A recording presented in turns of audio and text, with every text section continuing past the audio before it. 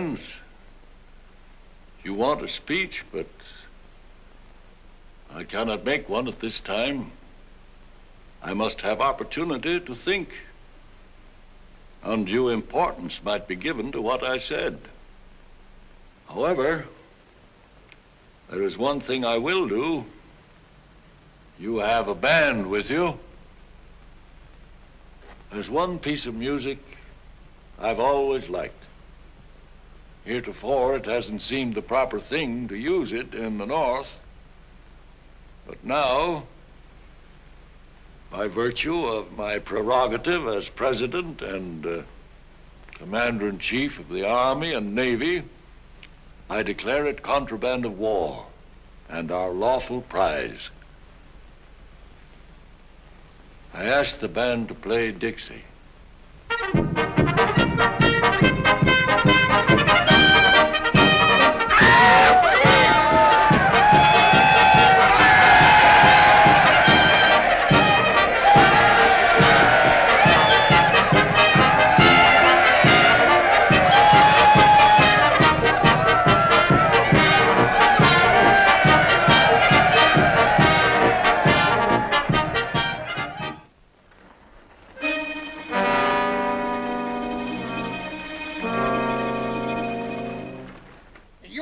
Craves affection. Now, I ain't got no fortune, but I'm just bubbling over with affection and ready to pour it all over like apple sass over roast pork.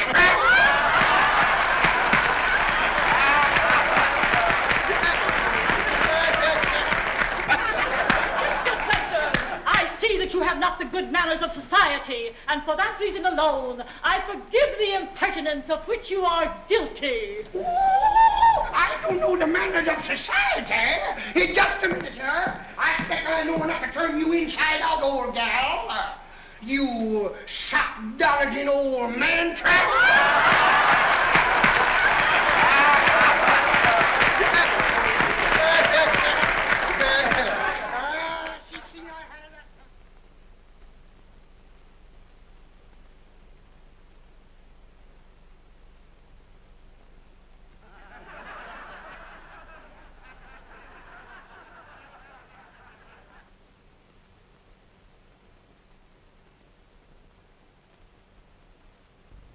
I'm liable to call myself some awfully bad names.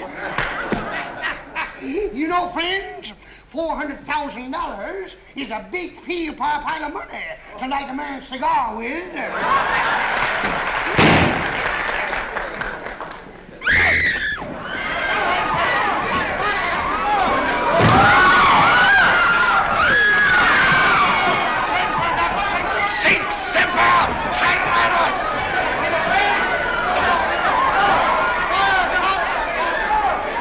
Has been shot.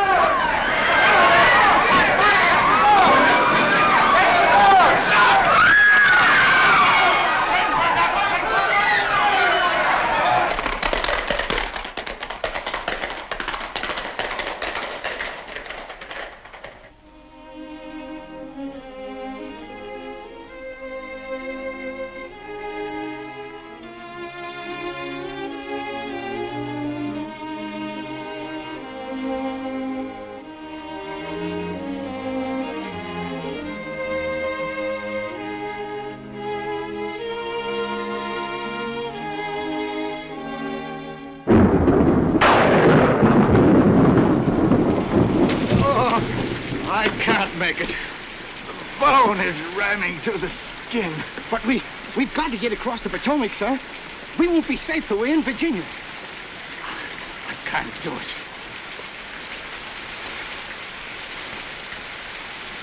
Hey, you! Inside that cabin there.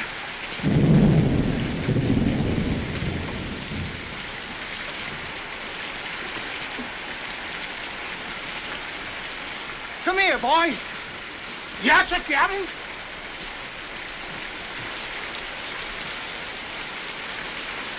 Do you know if any doctor lives around here? Doctor? Yes, sir. I knows one, Dr. Mudd. Dr. Sam Mudd. He lives just around that bend.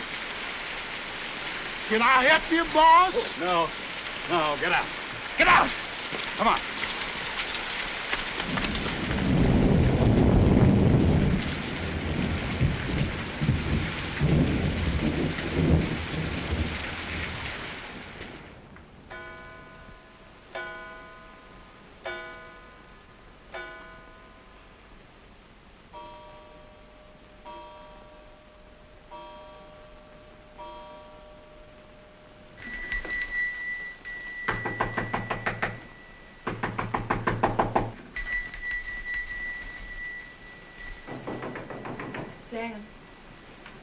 Huh? There's somebody at the door. Oh, it's the stork. Looking for Aunt Rosabel's cabin. I've been waiting for him. Well, if the stork hasn't learned his way down Roosevelt after 11 visits, he never will learn. 11? That's right. Look, don't you and Martha have breakfast till I get back. I want to eat with you. And plenty of batter cakes, too, because I'm going to be hungry. And keep it turned up, too, because it's raining out.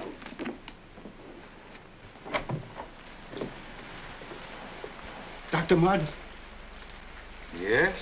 His leg's broken. Can you do something for him? Yes. Let's get him inside.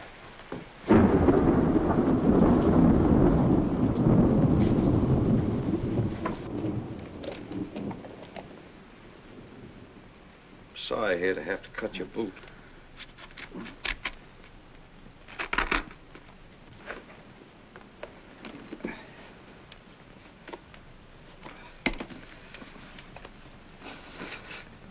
Sorry, I know it hurts.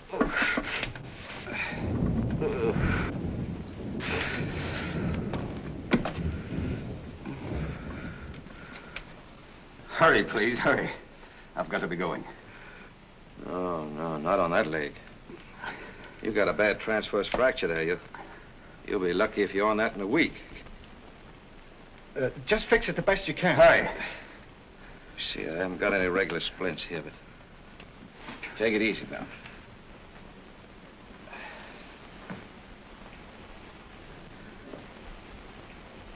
Coming down from Washington? No, from Baltimore. Huh?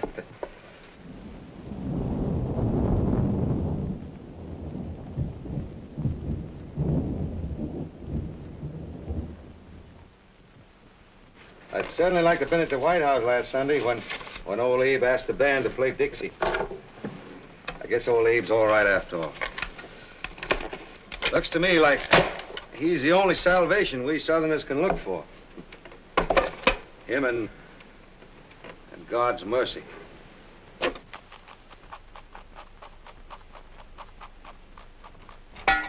I never thought anybody but doctors had to be out at this hour of the night. His mother's dying over in Virginia. Oh, I'm so sorry, sir. Where's that knife? Oh, there. Now I'm gonna... Oh, dear, get some brandy, will you? Now I'm gonna set this leg. First, I want to give you a good stiff drink of brandy. You think you can stand it? Thank you.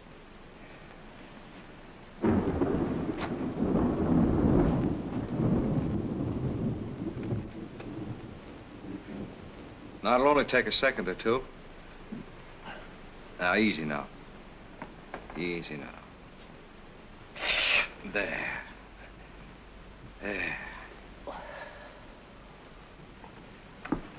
You know, I think it's downright foolish trying to travel on a leg like that. Look, I could put you up in a spare room. How much do I owe you? Oh, I don't know. $2 will cover it.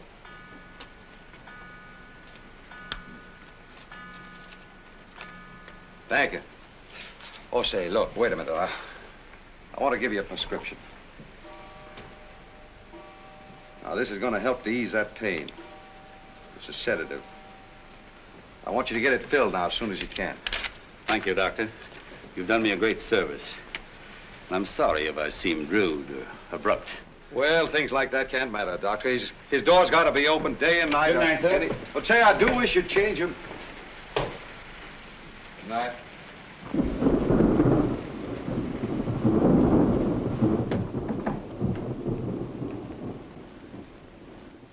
Queer sort of snake, wasn't he? Mm-hmm.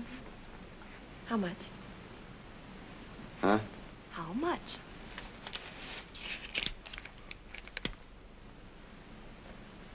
Good heavens. $50. 50? Oh, Sam, there must be some mistake. Shall I call him back or lock the door? Lock it, and bar it, too. Huh. And to think I called him a snake.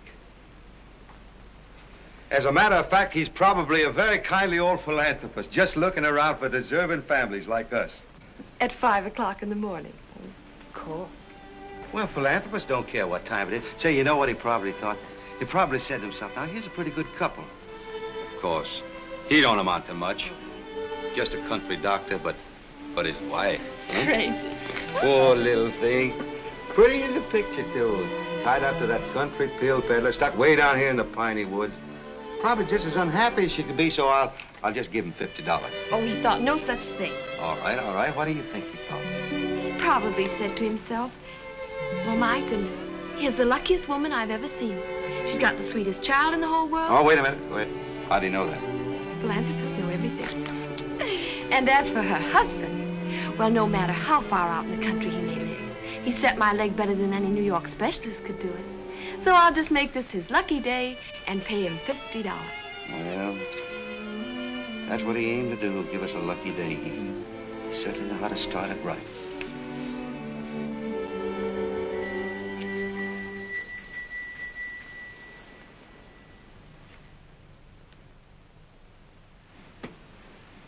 Well, it was nice while we had it.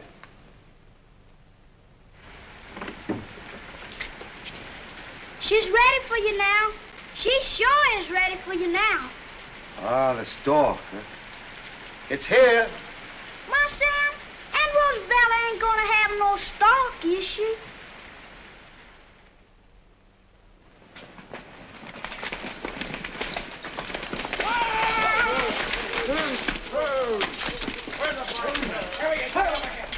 Yo, come here. You're the man said his buggy was stolen last night? Yes, horse and buggy. Took it right out of my barn. Which way did the tracks go? They turned off up that way. And they must have come from that way. Well, we're on the right track so far. Who lives up that road? Dr. Mudd. Samuel A. Mudd. Shall we try him? Sure, we'll try everybody. It's dead certain he got help from somebody in this neighborhood. Well, what about him? Arrest him. Take him down to Washington.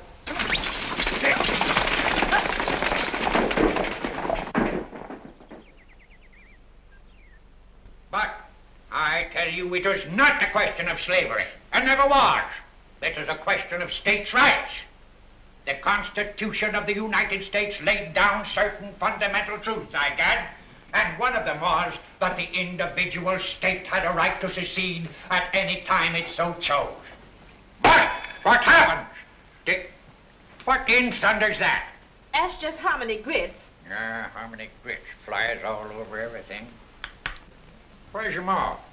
She hasn't got up yet. Well, where's your pa? He's out. What? Who's sick now? At Roosevelt, I think. What? What ails Roosevelt? Huh? Oh. Gee, honey. Would you mind leaving the room for a minute? Why? Because your grandpa says so. Ha, ha, ha. Ho, ho, you now, run along. Shoo, shoo. Yes, shoo, shoo to you. Shoo, shoo. Well, what about Roosevelt? Roosevelt want to have baby. Yeah, Gad, how many is that? She say 12. Yeah, Gad, what's Roosevelt trying to do? Start a whole new generation by herself?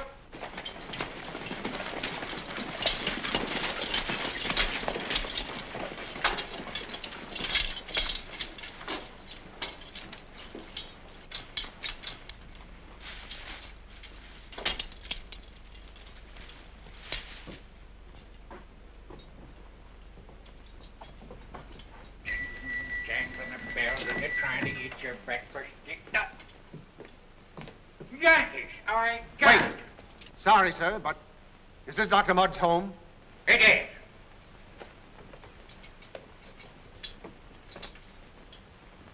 I got it. Where is Dr. Mudd? Who wants to know? Lieutenant Levitt, United States Army.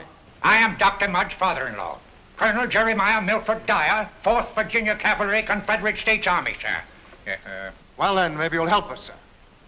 We're looking for 2 men who passed through this part of Maryland last night.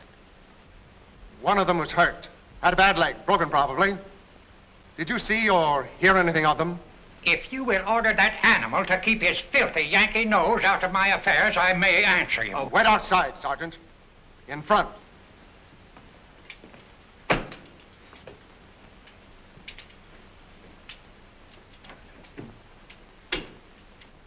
Have you ever heard of John Ghuίλκς Μπουθ? Never. He's quite a well-known actor. Yeah, actor. I got, sir, I leave actors to women. Rock on by over the sea. You were a woman who lived in the shoe. You had to make sure she didn't know what to do. So she spanked them and put them to bed.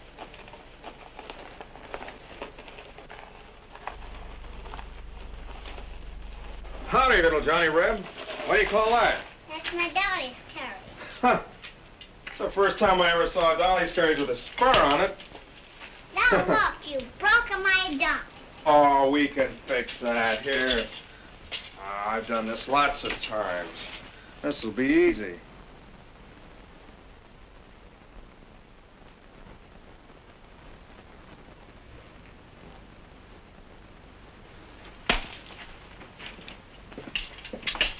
And if I had my way, I'd line up every gad blame official of the North, sir, and have them shot. Yes, sir. Have them shot. And are these the sentiments of your son-in-law? My son-in-law, sir, is a Southerner. Then with your permission, Colonel, or without it, we'll wait here for him. But...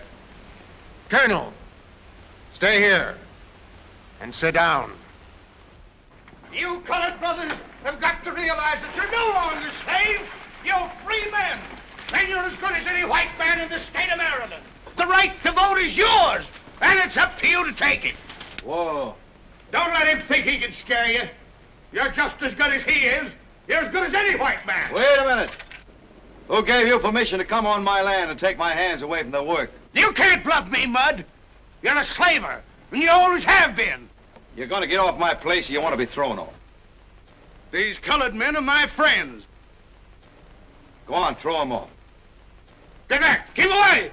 Don't you dare lay your black hands on a white man.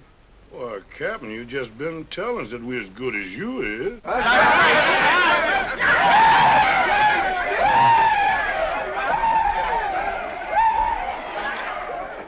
Hey, Buck!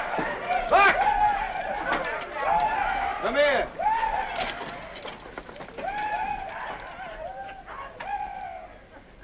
Yes, sir, my son. Get back to your cabin. Roosevelt's baby's born. Yes, you said? Well, what kind I got this time, sir? A fine-looking boy. Strong as a bull. Come on, get it. I vow and do declare. Another boy. That Roosevelt sure do have a lot of children, don't you, Ma Sam? You hear that news?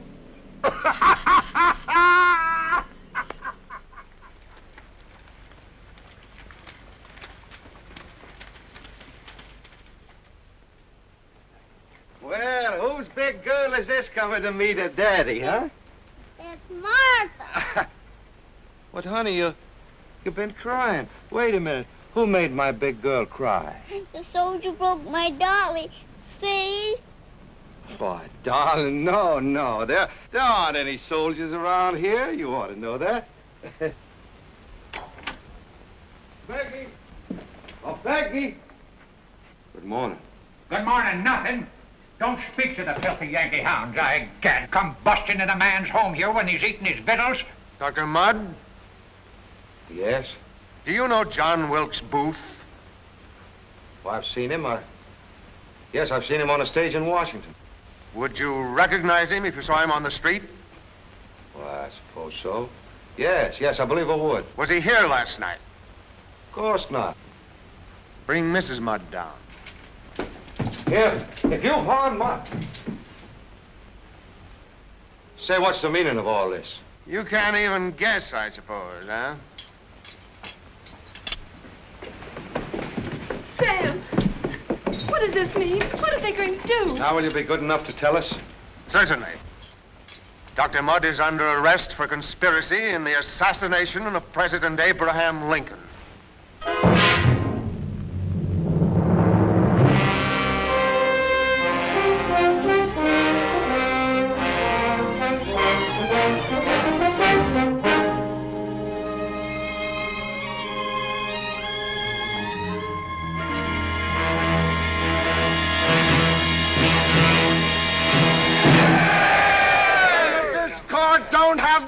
it's to hang these murderers of Abraham Lincoln, we'll hang them. Let's get them now! Burn the traitors!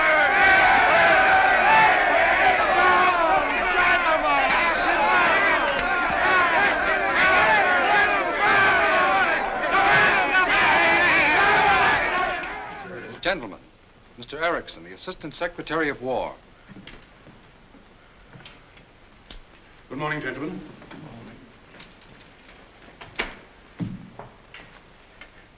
I suppose you all realize that as members of the court-martial for the trial of the conspirators in the assassination of our beloved president, you have on your souls a grave responsibility. We realize it very deeply, Mr. Secretary. The object of this trial is not to determine the guilt or innocence of a handful of rebels, but to save this country from further bloodshed. The solemn truth, gentlemen, is that the Federal Union is on the verge of hysteria. That is why the trial of these conspirators has been placed in your hands rather than in a civil court. Because men of the sword can be hard. And hardness is all that can save this country from riots, mob rule, even a resumption of the war itself. Have you any suggestions, sir? Two, to help you to be hard. First, you must not allow your judgment and decision in this case to be troubled by any trifling technicalities of the law or any pedantic regard for the customary rules of evidence. Second, and most important, you must not allow yourself to be influenced by that obnoxious creation of legal nonsense, reasonable doubt. Is that clear? Yes, that's clear. Briefly, the voice of this court has got to be the voice of the people.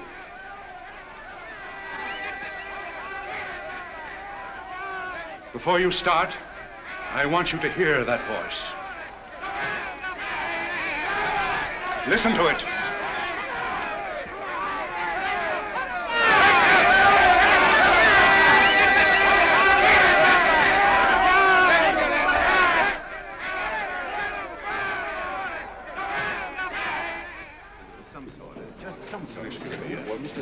Bring the prisoners. Prisoners to the bar.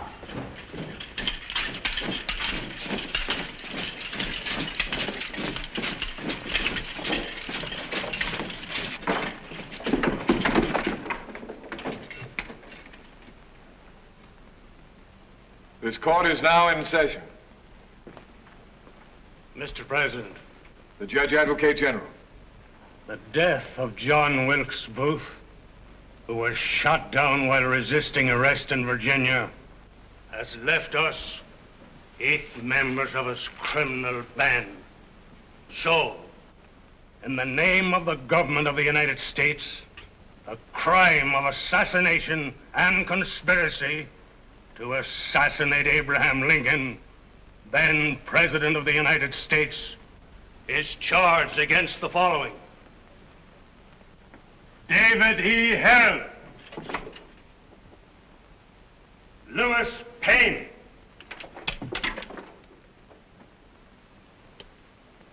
George A. Atzerodt, Michael O'Loughlin, Edward Spangler,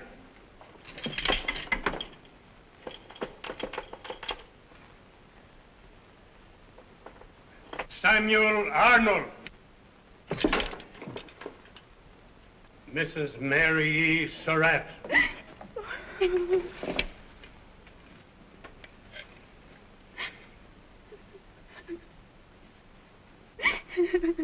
and Dr. Samuel A. Mudd.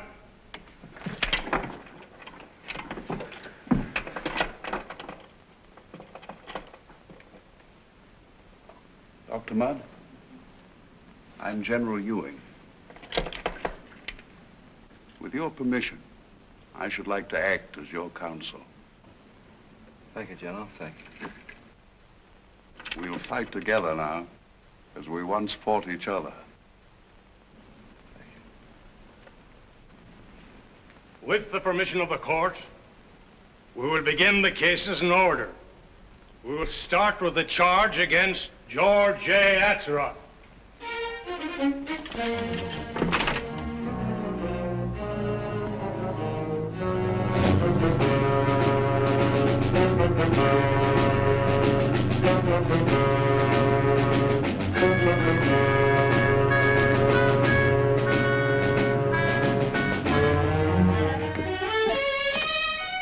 But isn't there any kind of news you can give us about Dr. Mudd?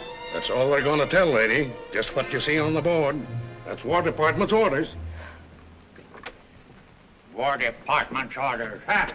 Didn't know they had one. Well, the dead bling.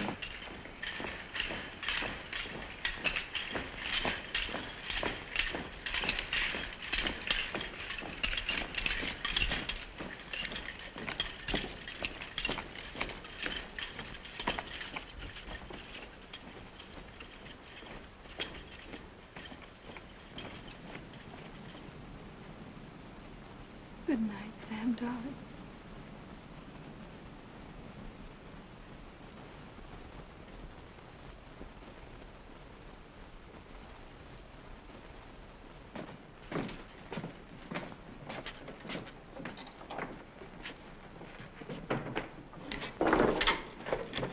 The government will now present its case against Dr. Samuel A. Mudd.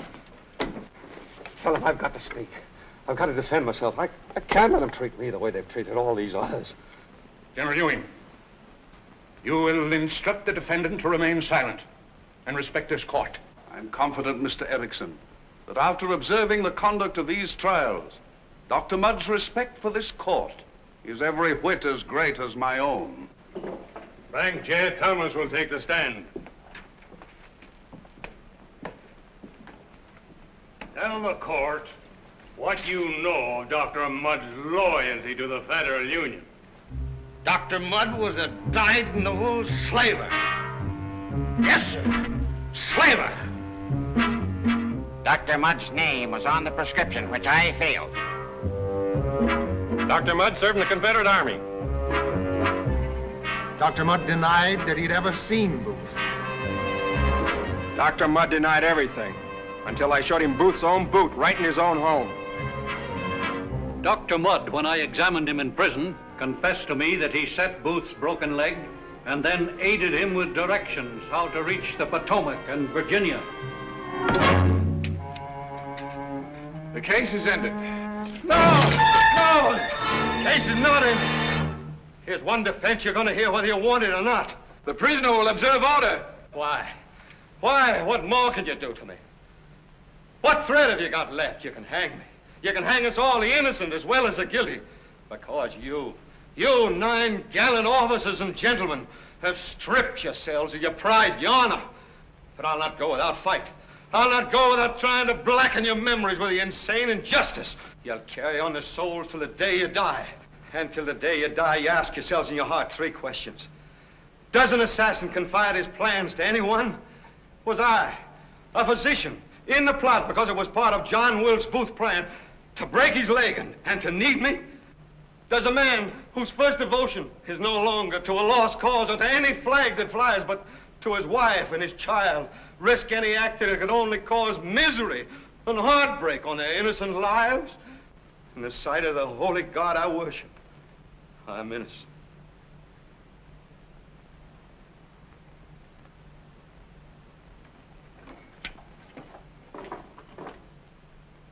The court will ignore the remarks of the prisoner.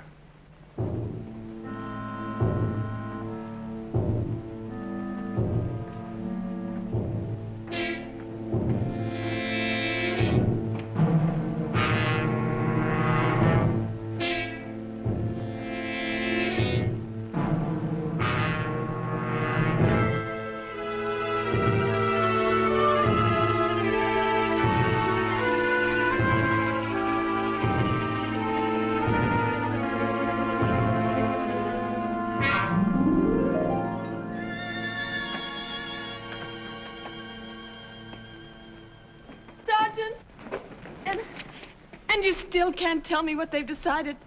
Lady, I must have told you 40 times that I don't know any more than them bulletins.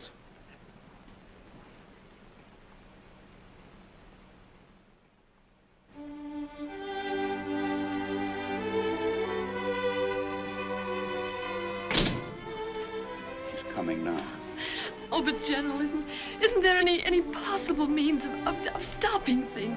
Just for a little while anyway. My child, I'm using every legal means that I know of.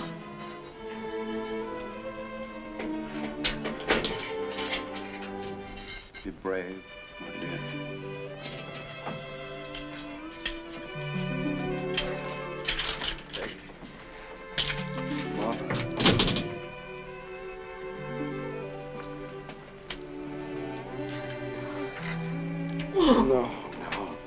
No, darling, don't do that.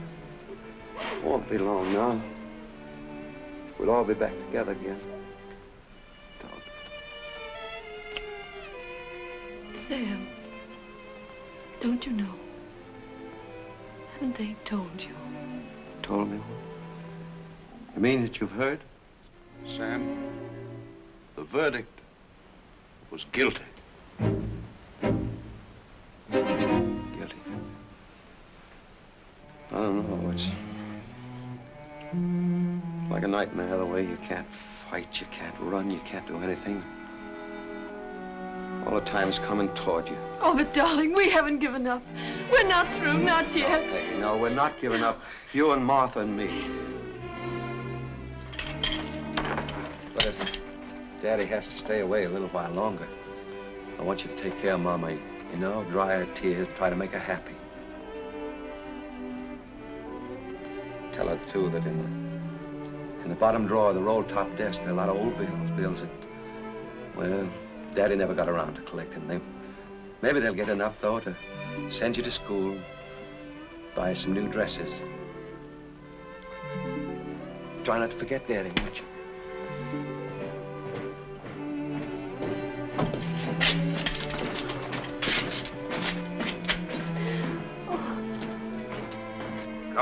Come on. Let's go. We're not giving up. Not yet, dear.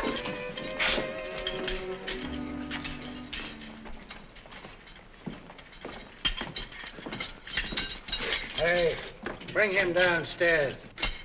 My cell is here. You ain't going to need a cell anymore.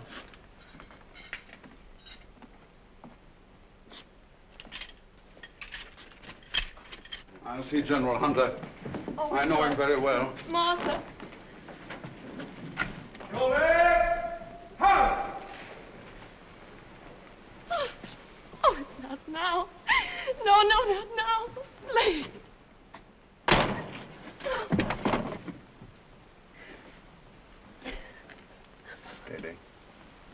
Steady, dear. Say, you got the best place in the yard, lady. Over yonder's where they're coming out.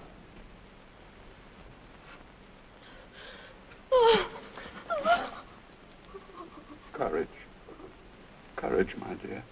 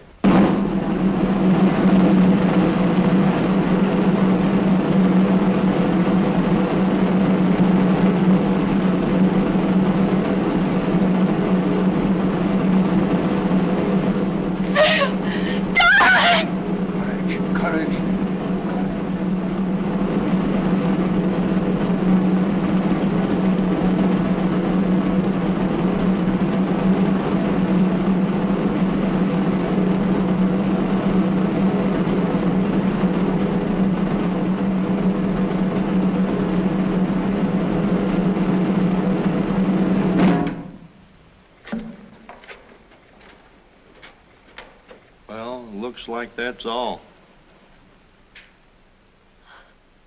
He's going to live.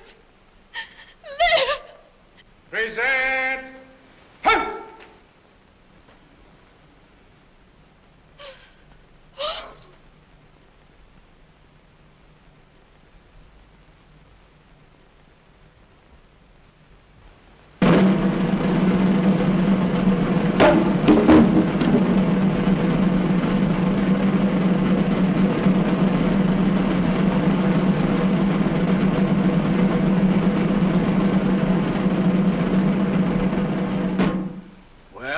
I guess the show's over. What about him? Life imprisonment on dry tortugas.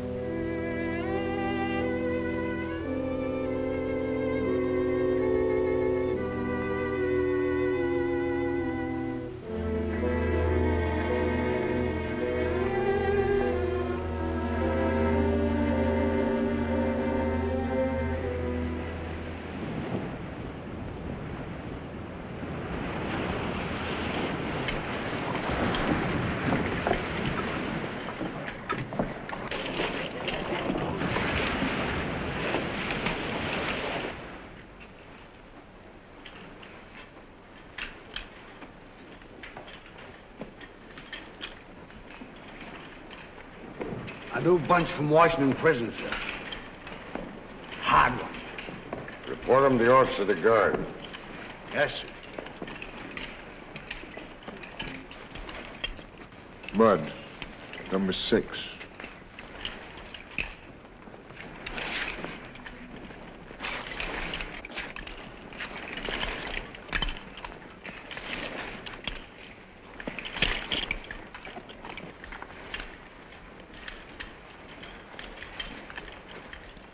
All right. Left. Step. Next. William A. Dunger. William Dunger, insubordination, striking an officer, 10 years. Left. Step. Next. Otto Lerman. Otto Lerman, desertion, 20 years. You'll never make it, Otto. You're too old. The mosquitoes will get you. Left. Step. Next. Samuel A. Mudd. Dr. Samuel A. Mudd.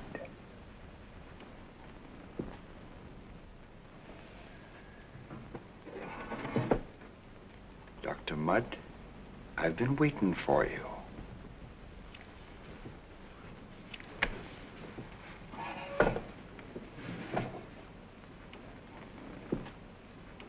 So all they gave you was life.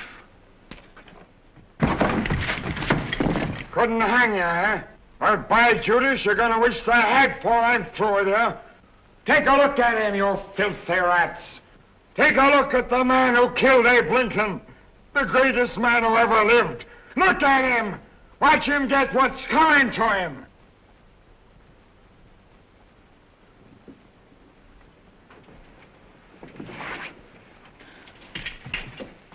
Next. Left. Step. All right, drop your chain.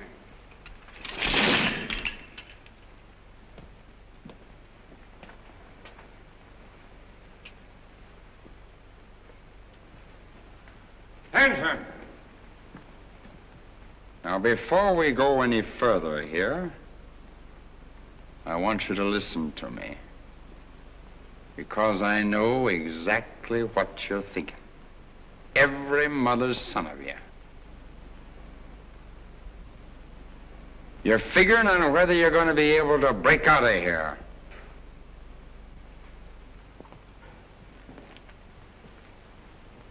Well, we got a little way here of putting thoughts like that out of your heads. Follow me. You first, Doctor. Come on, get up!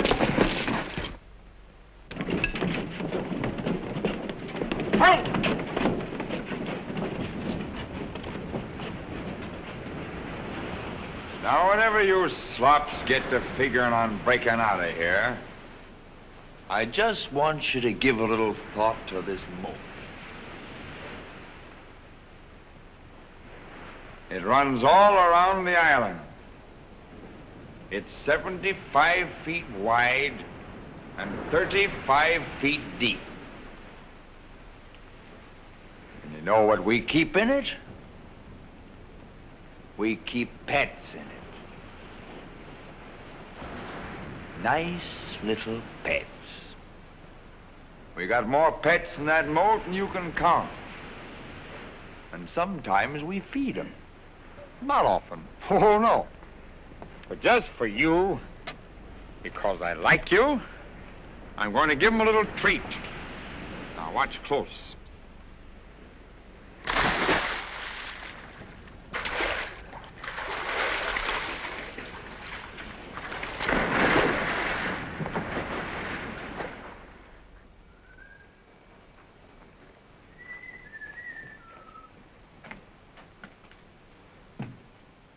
Buck. Move on, white man.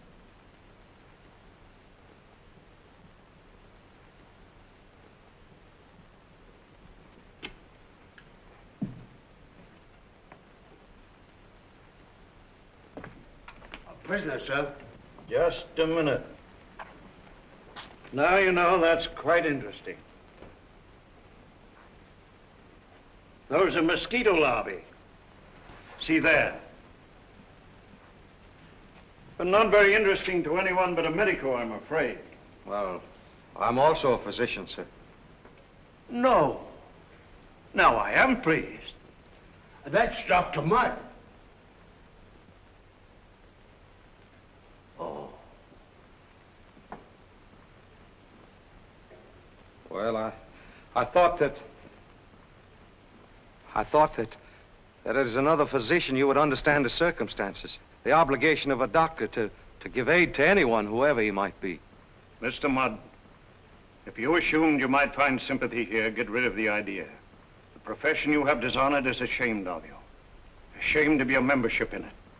As a doctor, I may tell you that I despise you even beyond the rest of the world. It would be of no use for me to swear to you on the honor of the profession we both respect that I had nothing whatsoever to do with the death of Mr. Lincoln. It would be of no use whatever. Sorry, sir.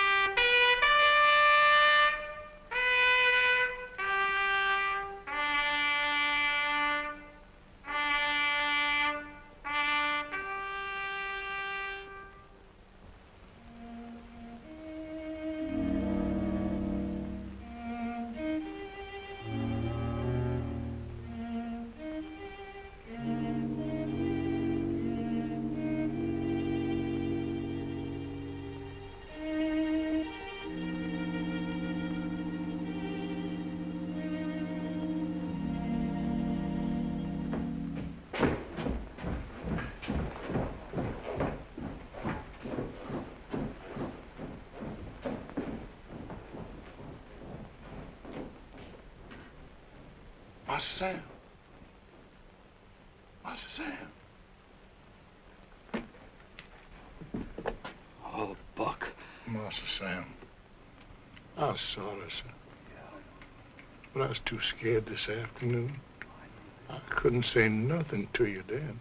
Oh, I know that. Tell me, what are you doing down here? Oh, I've been here a month waiting for you, sir. Yes, sir. You see, Miss Mudd, she told me to get on down this here man's island, so yeah, I done got on down on it. Doc, you give me the first hope I've had since this nightmare started. Yes, sir. I guess so. But here's some soap I brung you. What? Oh, yes, I guess I do need it. Yes, sir, but it's for the mosquitoes. Mosquitoes? Yes, sir. You put it on your face and hands. Oh, I know. Yes, sir, because there's more mosquitoes on this here man's island than I ever seen before. I know, that's why. Watch it. Huh?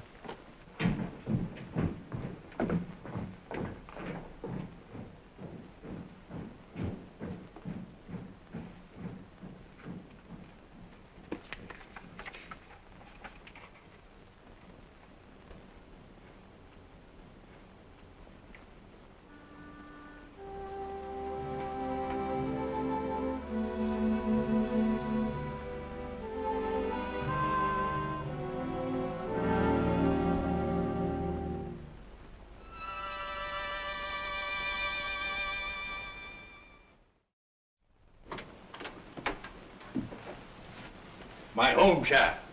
Darling, General Dewey. How do you do, General? This is Judge Mabin of the District Superior Court.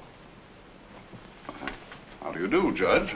How do you do, sir? The judge is a Yankee, but he's honorable. Thank you, Colonel. He's going to get Sam out of jail. But, Colonel. Please, won't you sit down? Let me take your things. Please sit down. Let me explain, General. At my request and for my own satisfaction, Judge Mabin's gone over the whole record of the case, word by word. And the evidence produced. No civil court could hold Dr. Mudd for 10 minutes. You have some sort of plan, Judge. The plan is Mrs. Mudd's. No judge dare devise anything quite so extreme. I explained to Judge Mabin what happened to the writ of habeas corpus you obtained for Sam.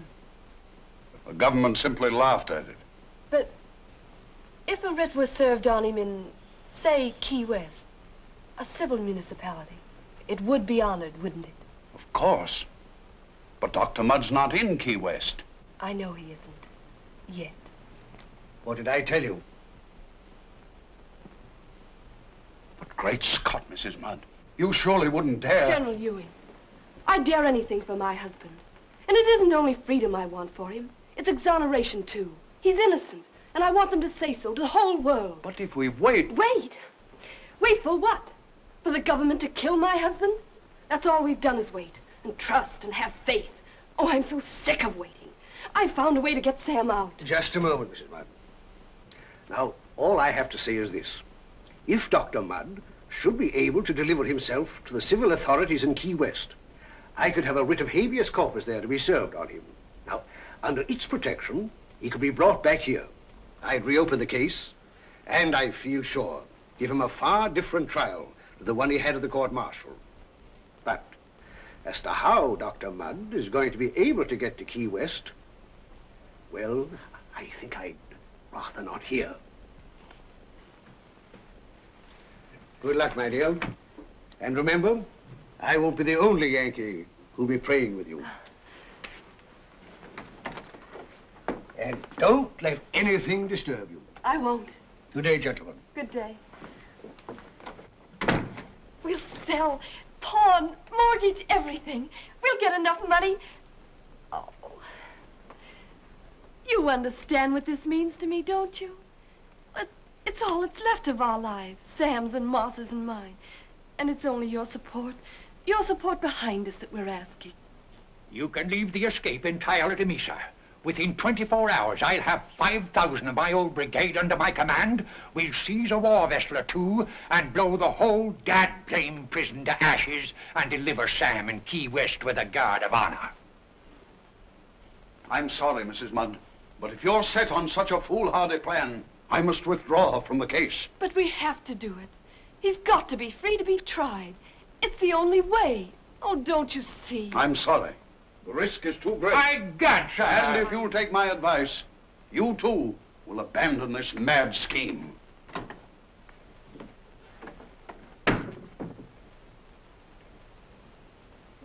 What do you think?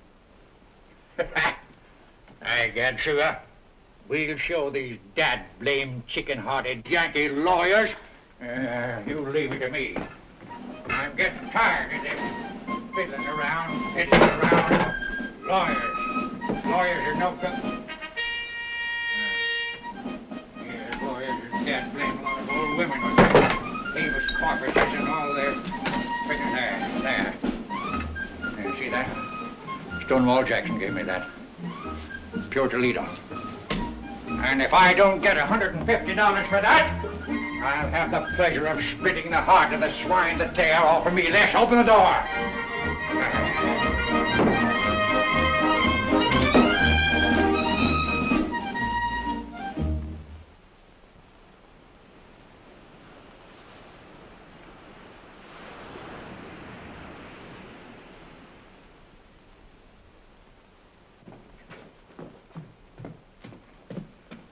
Master Sam. Master Sam. Yes, Pop. Oh, thanks.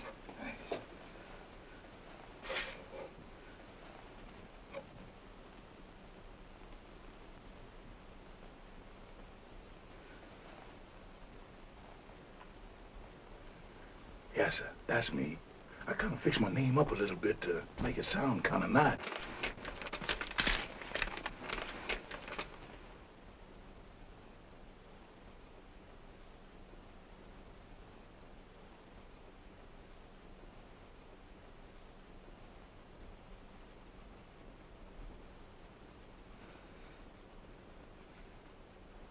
Buck, I'm ready. What, tonight, sir? Yes, tonight. But how about the moat and them sharks? I'm gonna have to try the bridge. But they got a guard on it, sir. Yeah, I know. Watch it.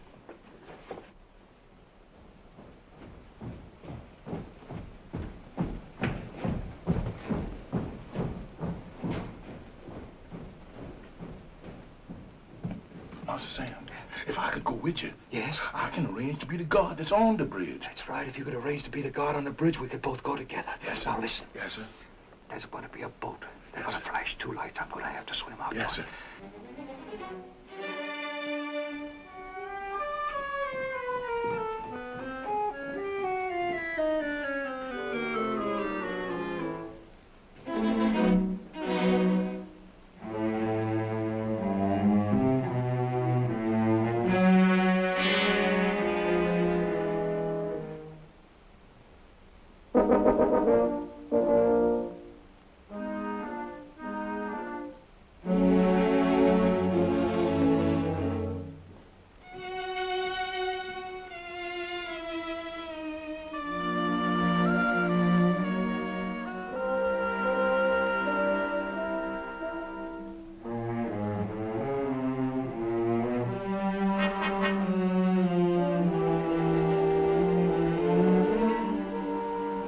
You?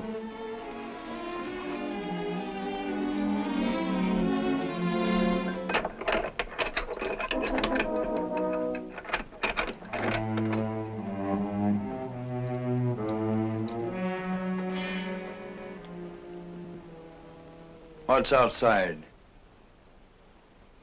Just outside.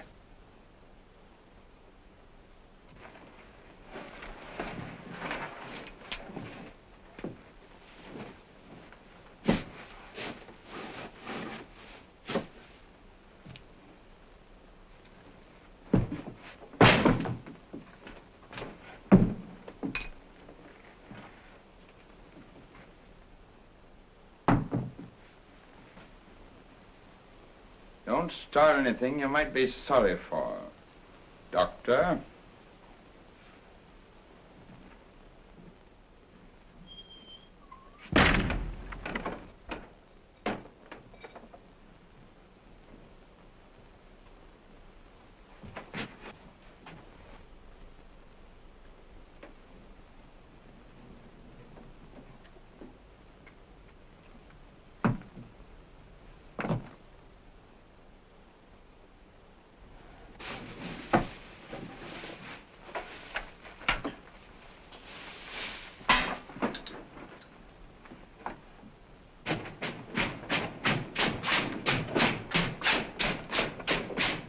Second guard detail. Forward. Step. Guard detail. Halt. White face. Number 2, step out.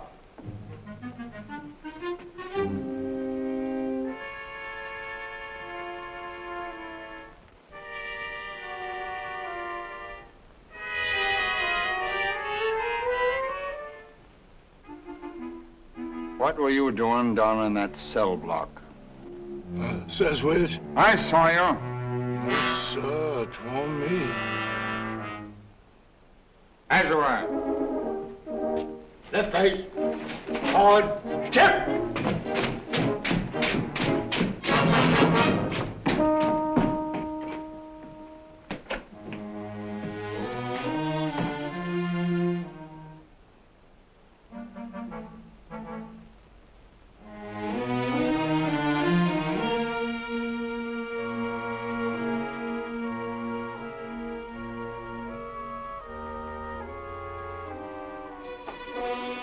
What's up? I don't know, but I'm going to find out.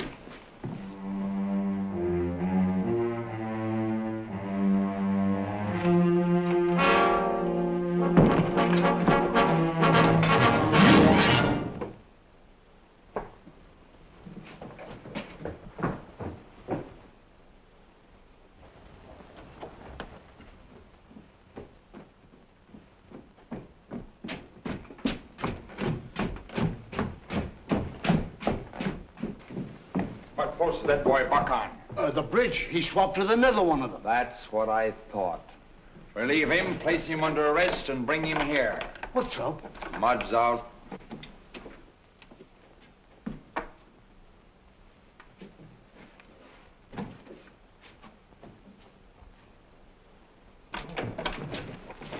Wait! He's out, but I don't want him back alive. Do you understand?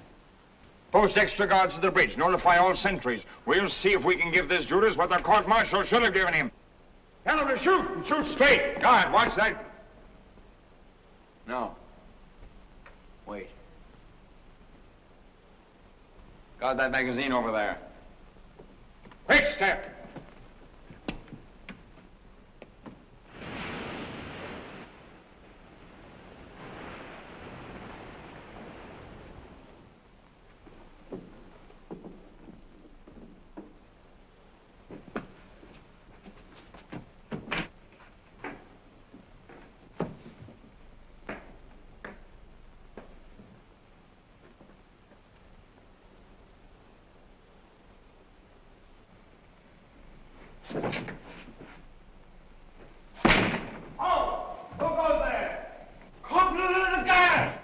The starboard is out. What? Yeah, and Rankin don't want him back. His orders are to shoot on sight. If I see him, I will. With pleasure. Mud's out. Double all your guards. Guard, halt! Cover that cell. You cover that house there. Woman, watch that gate. The rest of you follow me. Get!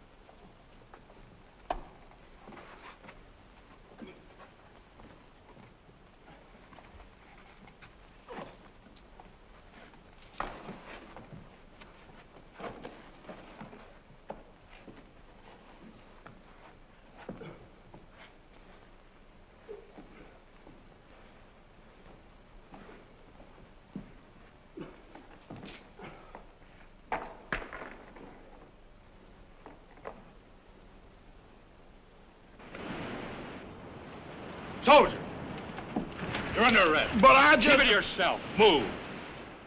Take your post.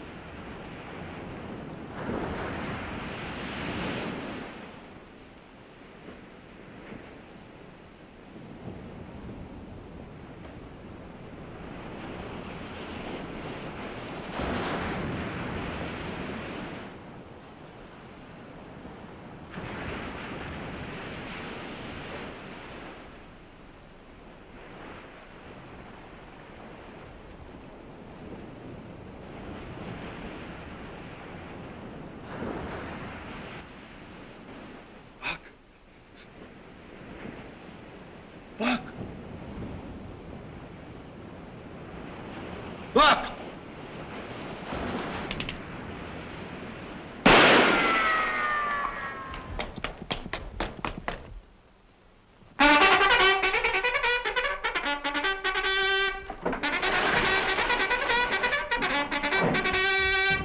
Bring out those pieces on the double. Hurry it up.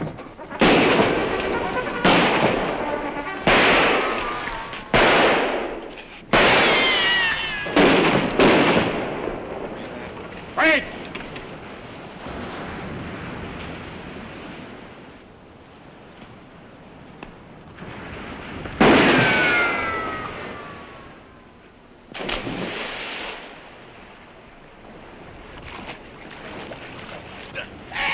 There he is!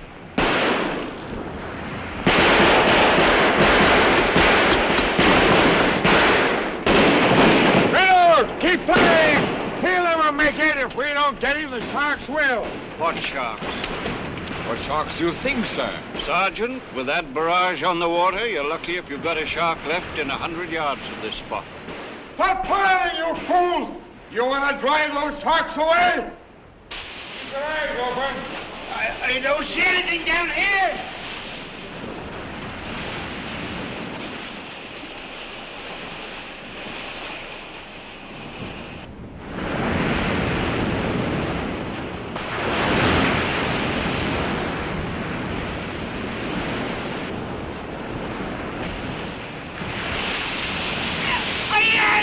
He's outside!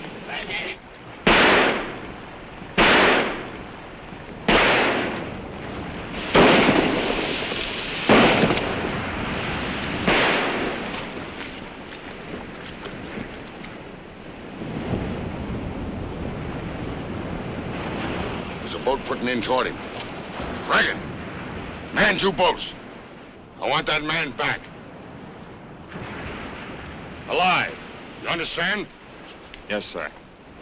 Boat crew number one! Number two!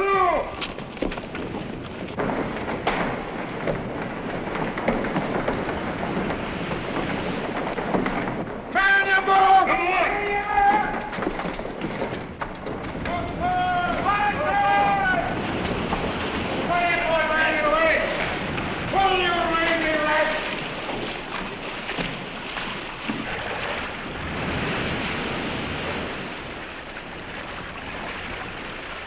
Lights out a little more.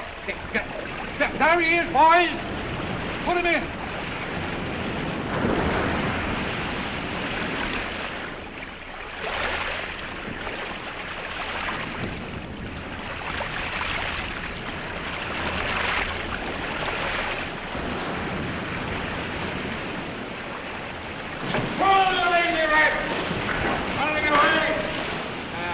You're all right now, Sam. Come along.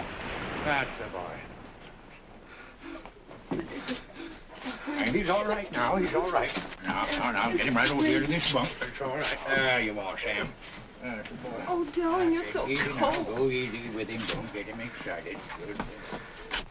Oh, my darling, you're wounded. He's all right now. Everything's arranged for. You're going to have a new trial.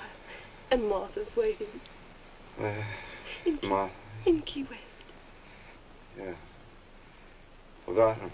Oh, my sweet. Not for one little minute.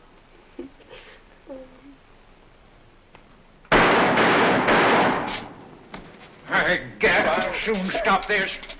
You stay here with Sam. No! Oh, they can't take you back. They can't. Oh.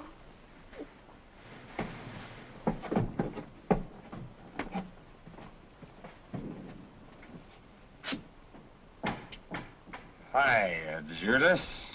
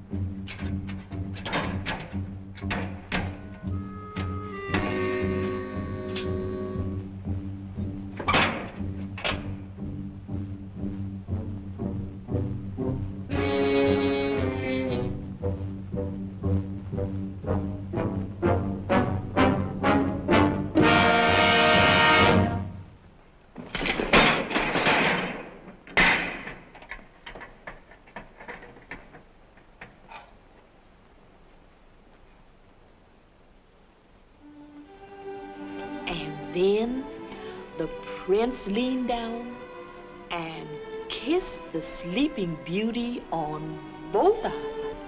Smack, smack. And what you suppose? What? The sleeping beauty waked up. Mama!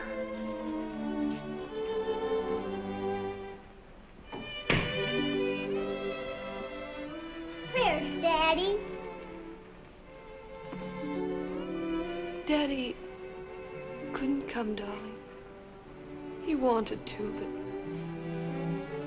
Oh, sweet dear, darling, it doesn't mean forever. He'll come yet. He will. I promise you. Where's Grandpa? Grandpa's gone away. He's gone a long, long way away. Forever? Forever?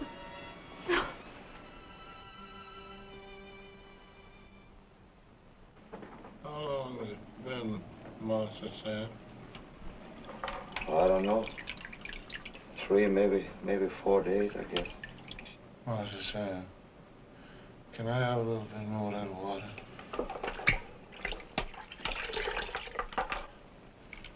We ain't even heard no bugle calls. Ain't even seen nobody. No food. No nothing. I guess everybody just done run on off and left us. I reckon you're doing it good to holler again. No, I'll holler till I'm hoarse. Oh, what you suppose happened? I don't know, Buck, maybe just as you say, that they have gone off and left us to die, maybe. Tell the captain of that ship I've got to have those supplies. Tell him I got 1,000 hospital cases here and only 1 doctor. Tell the commandant again. I'm sorry, but I refuse to put in. Tell him he's a filthy yellow coward with my compliments. Tell him I've waited 5 bloody days for him to make up his lily-livered soul to be a man and deliver me my medicines. And now if I don't see some action out there inside of 5 minutes, I'm going to turn a cannon on his bloody tub and blow it to kingdom come. Government ship or no government ship. That'll make you sleep a little. You're going to be all right, son.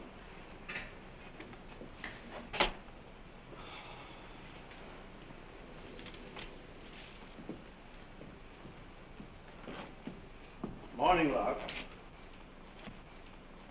Are you all right, sir? Just tired. Very tired. It's a hard job, son. Always a hard job when you don't know what to do and got no one to do it with you. If it hadn't been for you and a couple of others who've stuck by me. Well, I don't want to catch it myself, sir. That's something I can't promise you, because I don't know. I don't know what causes yellow fever. I don't know how to cure it. I don't know how it spreads, where it comes from, or where it goes. I'm going to see the commandant.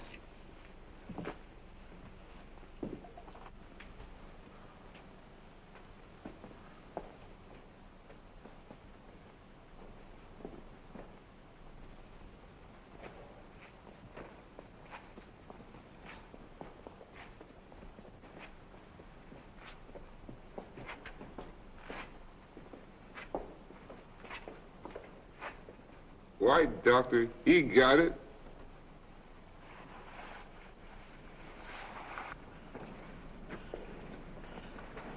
Hey, soldier.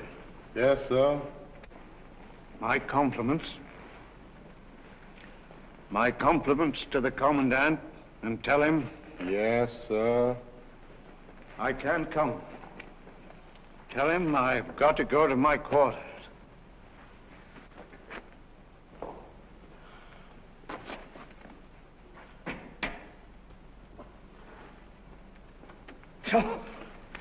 White boss sick. He's got it too. White boss sick. He's got it too.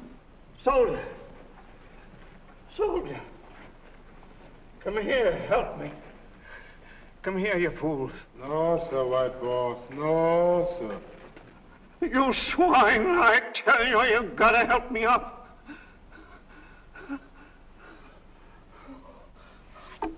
Doctor! Doctor! Doctor! Doctor!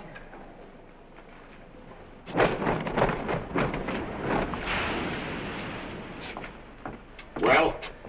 Says he can't do it, sir. Says he's scared. Scared? If ever I get my hands on that muck's throat. Imagine the hound. Loading my supplies on rafts and just shoving them toward the shore through that surf. Look at him.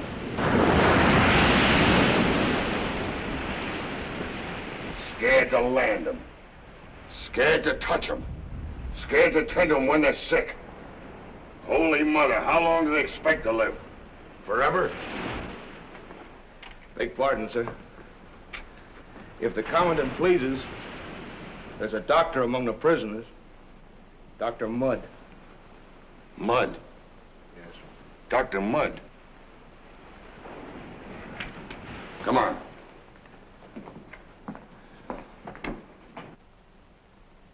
Open up.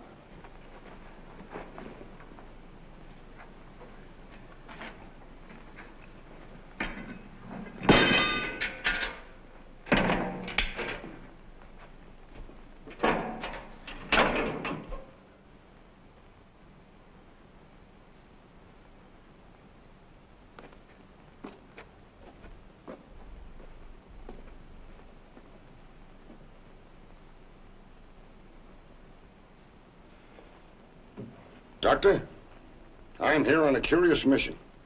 I want your help. My help? I need it. Desperately. Doctor, this island is a pest hole. It's steaming with yellow fever. The worst epidemic we've had in years. I've got 3,000 men here, soldiers and prisoners. And those that aren't dead or dying are crazy with terror. And we're all trapped here together. What's all this to me? That's what you must decide for yourself, sir. And the good Dr. McIntyre? The good Dr. McIntyre is down. Bad. You're quite right. You couldn't possibly be in a better position to tell me and my men to go straight to the devil. And no one would understand it better than I would. In your place, I'd do it myself. But in spite of that, in spite of the fact that I can promise you no reward, that I can offer you nothing but exposure to death, I want your help. Once before, I was a doctor. I'm still a doctor. Thank you, Dr. Mudd. Buck, we're going up in the open. Will you give me a hand, sir, please?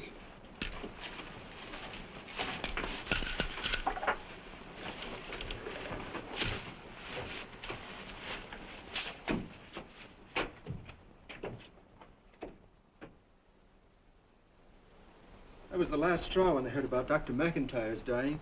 They all quit. They're in the mess hall now, barricaded, guards and all. We got to do something, sir. Those patients are all alone, deserted. Have I any authority, sir? You give the orders. I'll take the responsibility, Doctor. All right, sir, thank you. You wait here. You come with me.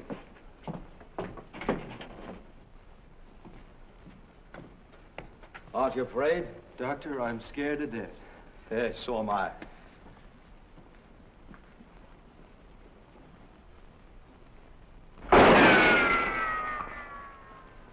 Steady! Don't come no closer, white man. Stay where you is.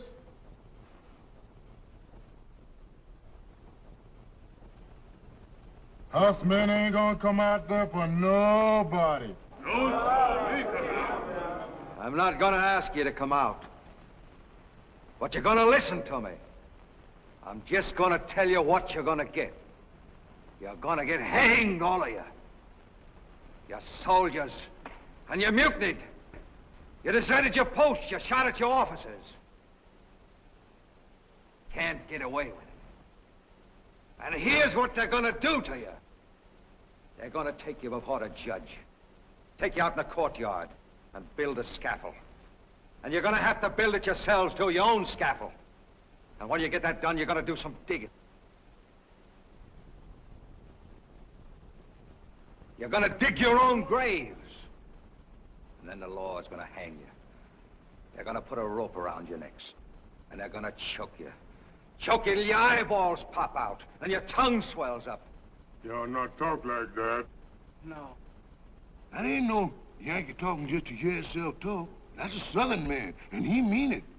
Yes, sir. But for those of you that want to be saved, that want to live, I got a proposition. I don't want to go near them yellow fever, man. Do you want to hear it or not? Yes. All right. There's nobody going near those yellow fever men. But this orderly and me. But I need help outside. I need workers, colored boys, water boys.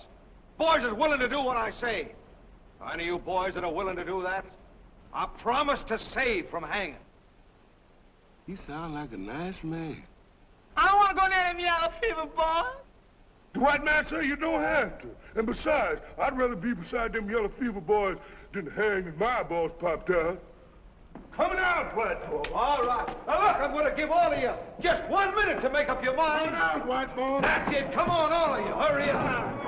Hurry up, and don't forget, I'll keep my promise. Everybody. Come on, hurry. Come on, all of you. Come on, all of you, boys. White boy. Back, you men begin tearing out those windows. Sash and all. I want to get some air and sunlight in this hospital. Come on, double time now. Come over here, you fellas.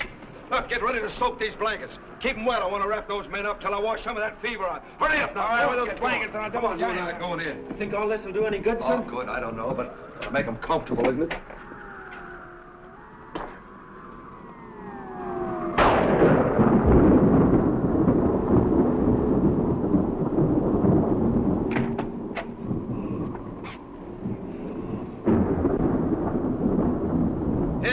You men, put those blankets over your faces. We're going to smash out these windows and get some air in this hospital.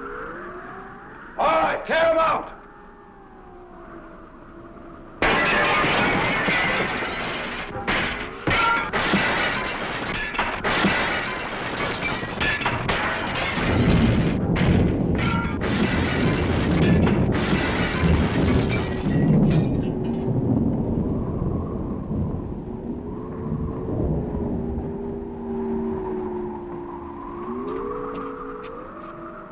Soldier.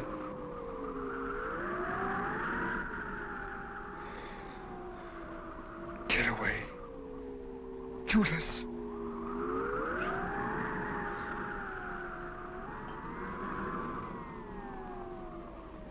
What about that window, sir? With those windows out, and it looks like a hurricane. Let it blow, let it rain. It's cooling, isn't it? There's nothing else that'll help to blow these blasted mosquitoes away. Come on, we'll take them in the order. This one first.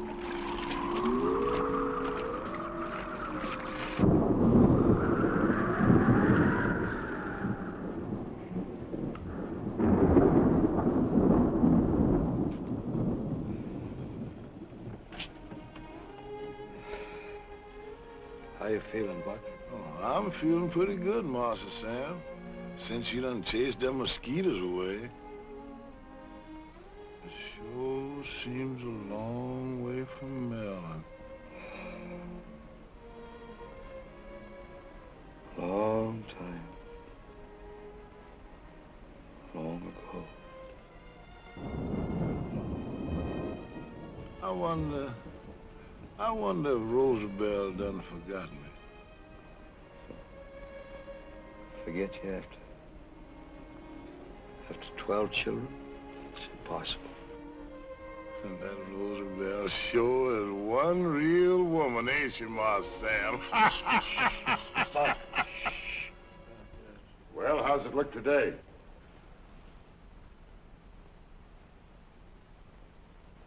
All right, I guess. What do you mean? How long do you think these supplies are going to last, Faber? Where's the medicine coming from? 2 days from now, out of the air? Steady. And how long do you think I'm going to last, Faber? You've got to get some sleep. You've had 5 days of this. You're exhausted. Yeah. Right out yonder, not a mile offshore. There's a ship full of supplies. And a half a dozen doctors, not country doctors brought up on bellyaches and babies, but real city doctors. And the whole United States government can't make that boat come help us. You let me put you to bed? No! Sorry. I'll go to bed because I'm tired.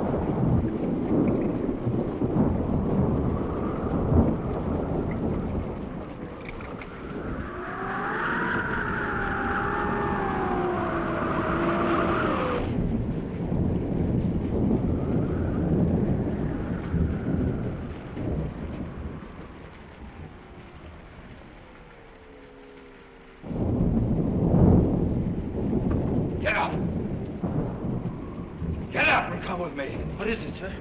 Come with me. I need your help. Doctor, you're sick. Of course I'm sick. I got yellow jack. I'm the doctor, but I got yellow jack. Didn't you know that doctors could ever get yellow?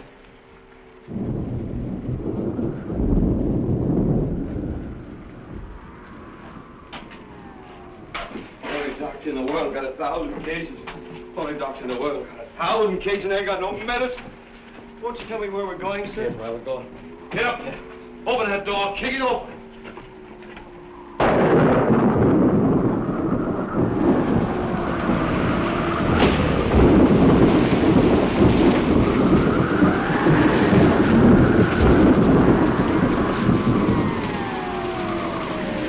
There's a gun crew. Yes. Get up. Man your gun. Hurry up. Put on it, ladder. Get the signal man. Hurry up! Get up!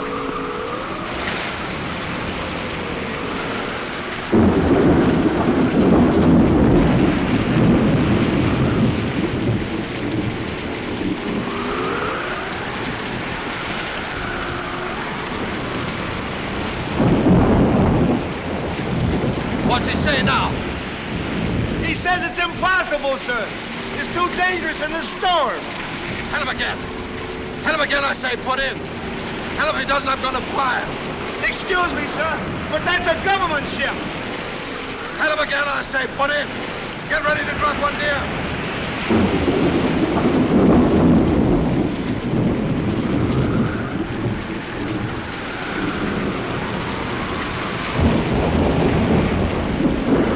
He says he won't, sir. All right, fire.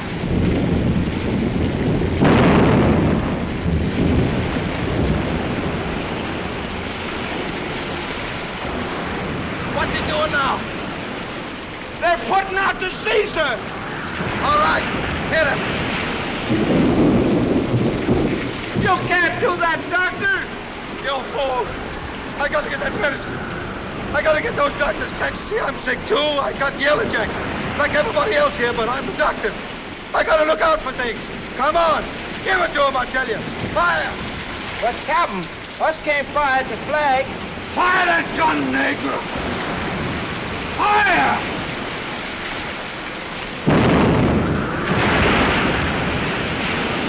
It ain't the fire! Get ready to hit him again. Again. He's turning! He's headed in! He's headed in! He's headed in, doctor! He's headed in, doctor! He's headed in!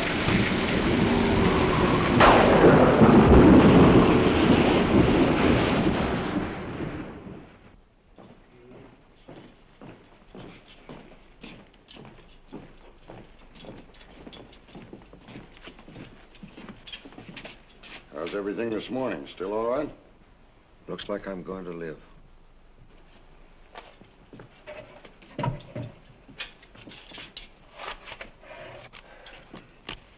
Doctor, this is something I've prepared to send to Washington by special messenger today.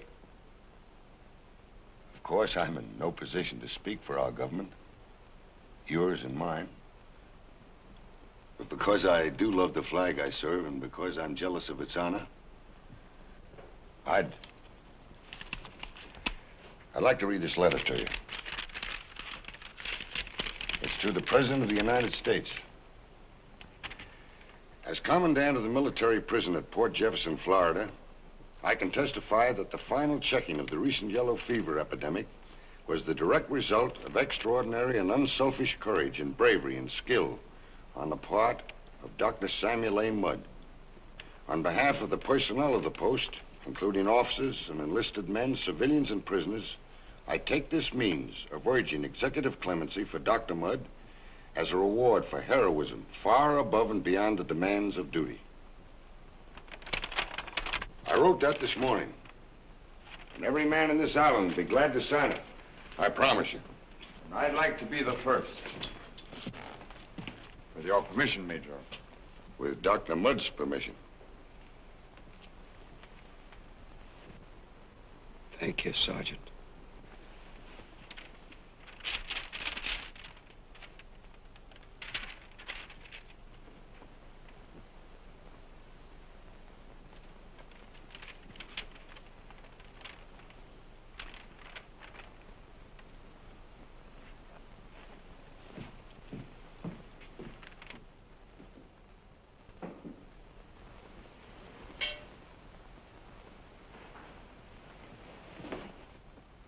Come here, darling.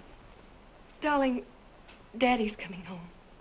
And when he comes, he may not look like he did when you last saw him, but don't say so. Don't look at him like that, dear, just because his face may be old and sad and tired. And he may be thin and his hair, but don't notice it, dear. Just kiss him. Kiss his cheeks, and his eyes, and his arms, and his breasts, and...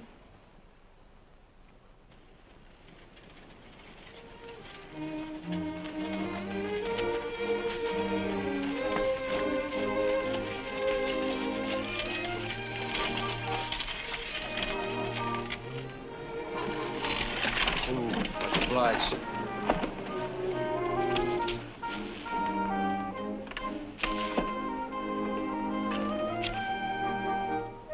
Thank you, boss.